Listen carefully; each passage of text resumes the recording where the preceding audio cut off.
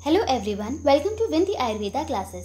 आज हम कौमार प्रत्यय विषय का इंपॉर्टेंट टॉपिक पढ़ने वाले हैं, नवजात शिशु परिचर्या। ठीक है, इसमें हम सबसे पहले चरक जी के अकॉर्डिंग पढ़ेंगे, सुश्रुत जी के अकॉर्डिंग और वांगभट जी के अकॉर्डिंग कि उन्होंने कौन कौन सी परिचर्या बताई है। डिटेल में एक एक परिचर्या का वर्णन पढ़ेंगे, है ना। तो पहले हम चरक जी अकॉर्डिंग देखते हैं। तो देखिए, इसे याद करने की ट्रिक है PSM पर गर्भ नजर। कौन सी है यहाँ पर? प्राण प्रत्यागमन। सबसे पहली परिचर्या जो है चरक जी ने प्राण प्रत्यागमन बताई है। ठीक है, फिर S से है स्नान। ठीक है, M से है मुख विशोधन।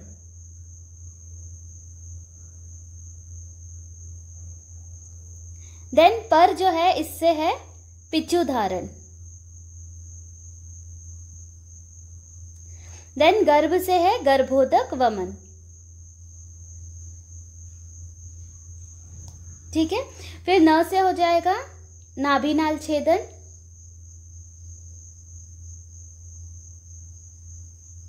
फिर यहाँ पे जो ज है उससे हो जाएगा जातकर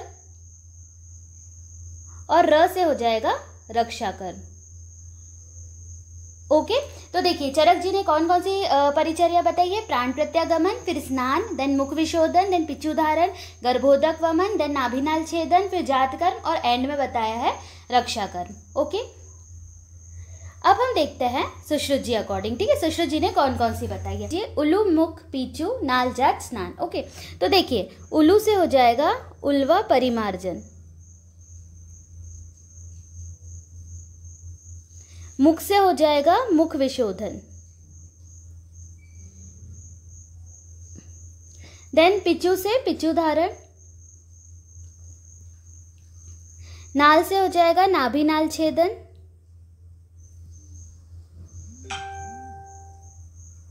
जात से हो जाएगा जातकर और स्नान से स्नान। ओके, ठीक है। तो सुश्रुत जी ने उल्वा परिमार्जन से स्टार्टिंग की है, देन मुख विशोधन बताया, फिर पिच्चू धारण, फिर नाभिनाल छेदन, देन जातकर्म, फिर स्नान। अब हम देखते हैं वांगभट जी के अकॉर्डिंग। अब देखिए वांगभट जी अकॉर्डिंग क्या ट्रिक है। यूपी ने SP से गर्भ जीता। ओके, तो यू से हो जाएगा उल्वा परिमार्जन। देन ये जो P है उससे हो जाएगा प्राण प्रत्यागमन।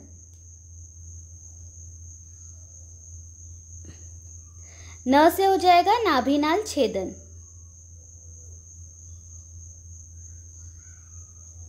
देन ये जो S है ना पहला वाला, उससे है स्नान। P से है पिच्चू धारण। जो सेकेंड वाला स है उससे है स्वर्ण प्राशन।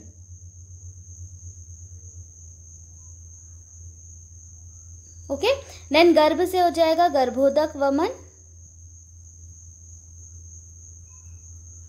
और जीता से ये ज से हो जाएगा जातकर।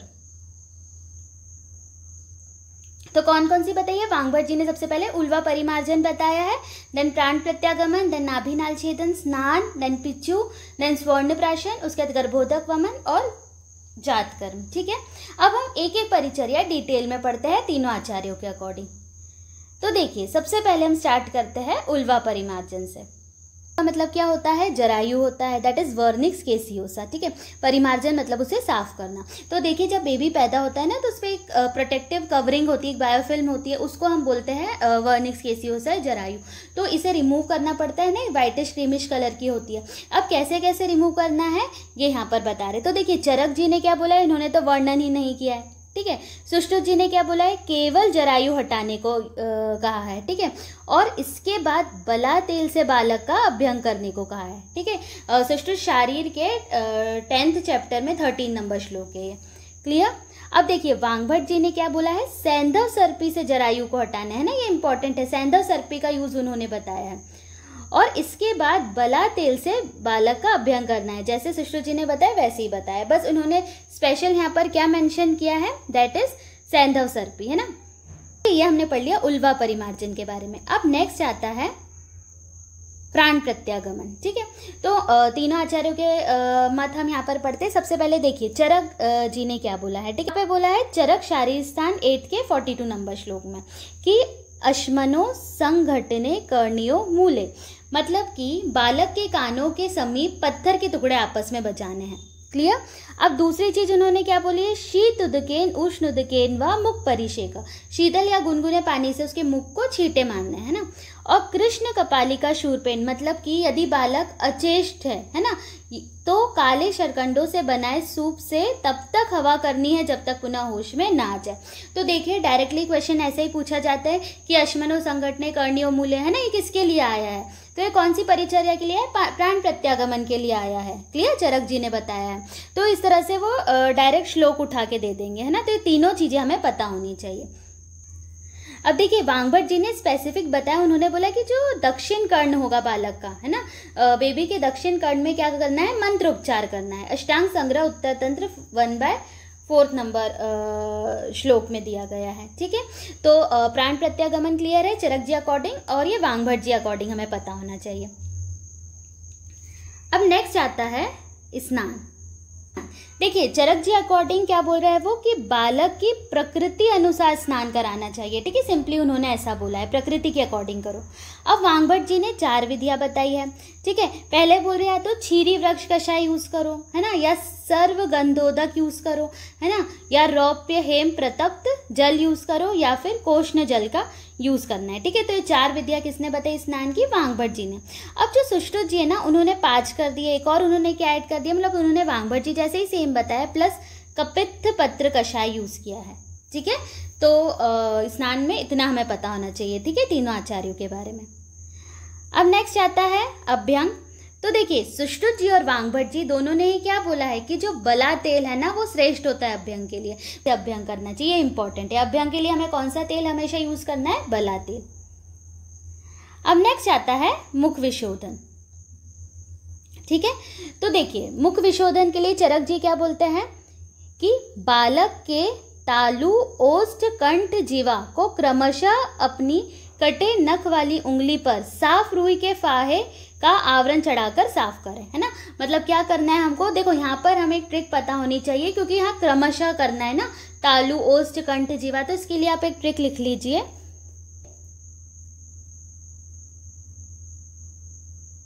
ताऊ का कंठ, है ना, ताऊ का कंठ जला।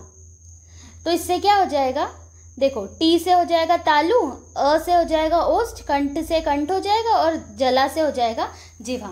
ठीक है, तो देखो इस ट्रिक से आप ये याद कर सकते हैं कि सबसे पहले तालु आएगा, देन ओष्ठ, देन कंठ, देन जिह्वा, इसका क्रमशः साफ करना है। और देखिए एक और चीज इन्होंने इंपॉर्टेंट बताई है कि शिर के तालु पर, है ना, घी से भिगाया हुआ पोहा हमें रखना है, पिच्चू रखना है शिर के तालु पे। ओके, अब सुश्रुत जी ने क्या बोला है, सैंधव सर्पी से मुख विशोधन करना है। This is important. ठीक है, एक हमने पढ़ा था सबसे पहले उल्वा परिमार्जन, तो वांगभट जी ने बोला था कि सैंधव सर्पी से हमें उल्वा परिमार्जन करना है। एक बार हम देख लेते हैं यहाँ पे।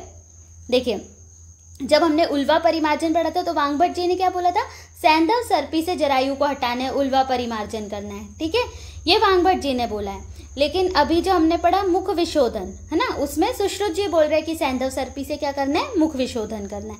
ठीक है, तो ये चीज हमें पता होनी चाहिए, और वांगभट जी ने नहीं बताया मुख विशोधन। क्लियर। अब नेक्स्ट आते हैं हम गर्भोदक वमन। तो देखिए चरक जी ने क्या बोला है कि गर्भोदक वमन सैंधव सर्पी चटाकर बच्चे को वमन कराना है ना, सैंधव सर्पी से बोला है, आकर कराना है। ठीक है, सुश्रुत जी ने बताया ही नहीं है, और वांगभट जी ने सैंधव सर्पी के साथ वचा भी बोला है।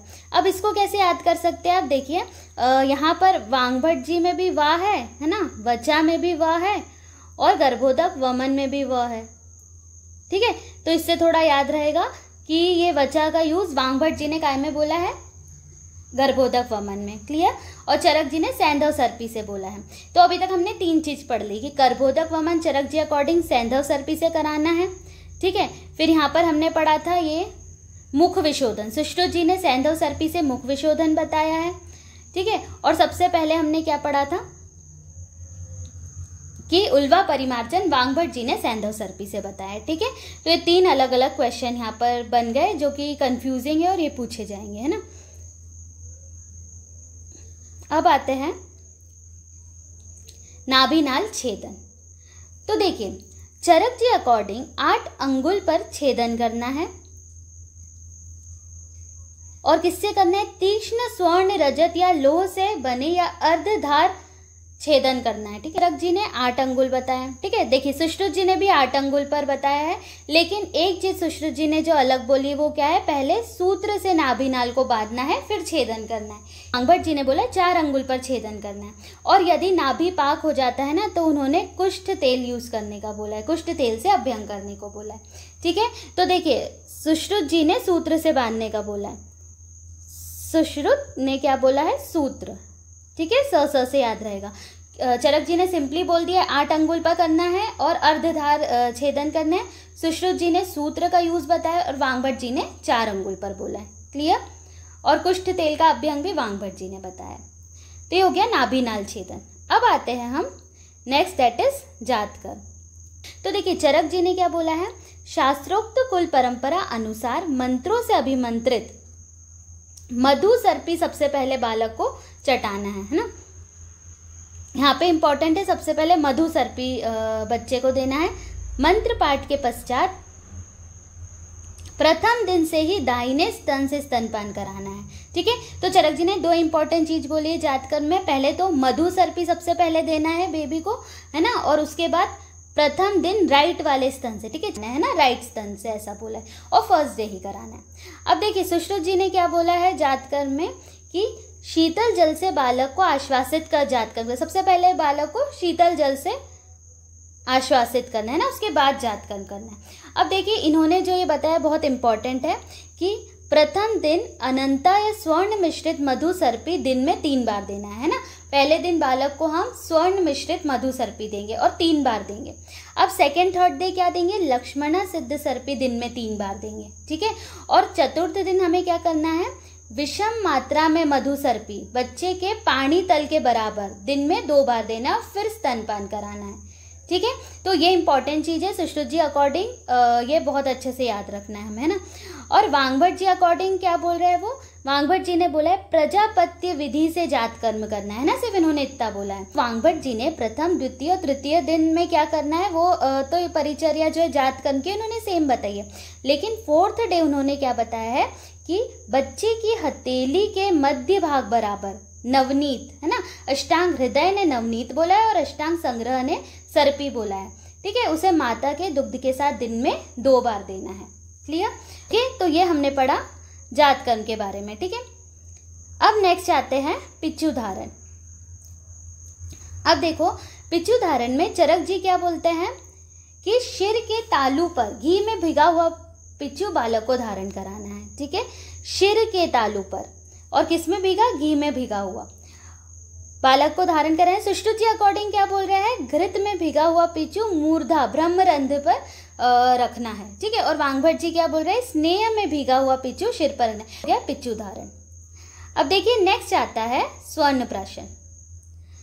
तो सुश्रुत जी अकॉर्डिंग मधु सर्पी मिश्रित सुवर्ण, है ना, अनामिका से चटाए दिन में 3 बार प्रथम दिन, जैसा जातकर्म में वर्णित है ना। जातकर्म संस्कार में जो बोला था सुश्रुत जी ने कि मधु सर्पित मिश्रित अनंता, है ना, वो दिन में 3 बार चटाना है, तो यही स्वर्ण प्राशन होता है। ठीक है, वांगभट जी ने स्वर्ण प्राशन क्या बोला है कि स्वर्ण, वचा, ब्राह्मी, माक्षिक, हरण का सूक्ष्म चूर्ण मधु सर्पी से चटाना है ना। इन्होंने कुछ मेडिसिन भी बता दी है।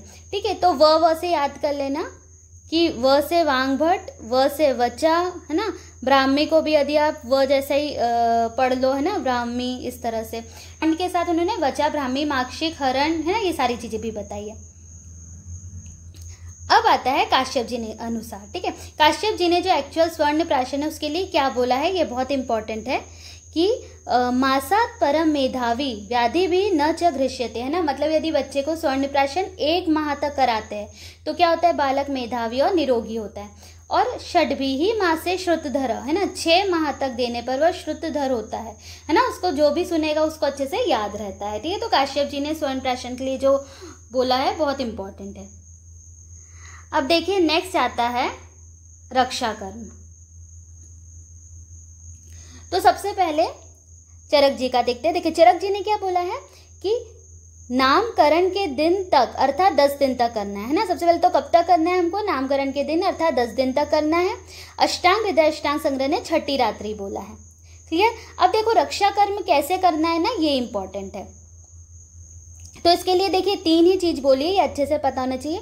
तो आदानी, खदिर, पीलू, परूषक आदि वृक्षों की शाखाएं सूतिकागार के चारों ओर लटका देनी चाहिए। क्लियर। दूसरी चीज क्या बोल रहे हैं कि सूतिकागार के चारों ओर एवं आंगन में पीली सरसों, अतीस और चावल के दाने बिखेर देने चाहिए। क्लियर। और तीसरी चीज, द्वार के चौखट पर मूसल उल्टी अवस्था में रखनी चाहिए। ठीक है। तो रक्षा कर्म के लिए 3 पॉइंट हमें अच्छे से पता होने चाहिए कि किस तरह से करना है। तो ये हो गया रक्षा कर्म। तो देखिए इस तरह से हमने रक्षा कर्म पढ़ लिया, स्वर्ण प्राशन पढ़ लिया, पिच्चू धारण, फिर जात कर्म, नाभिनाल छेदन, गर्भोदक वमन, देन मुख विशोधन, अभ्यंग, स्नान, एंड देन हमने पढ़ा प्राण प्रत्यागमन, उल्वा परिमार्जन। ठीक है। तो इस तरह से हमने नवजात शिशु परिचर्या यहाँ पर पूरी कंप्लीट की। This is very important from point of view of any Ayurveda exam. I hope you liked it. Do share, like and subscribe. Thank you.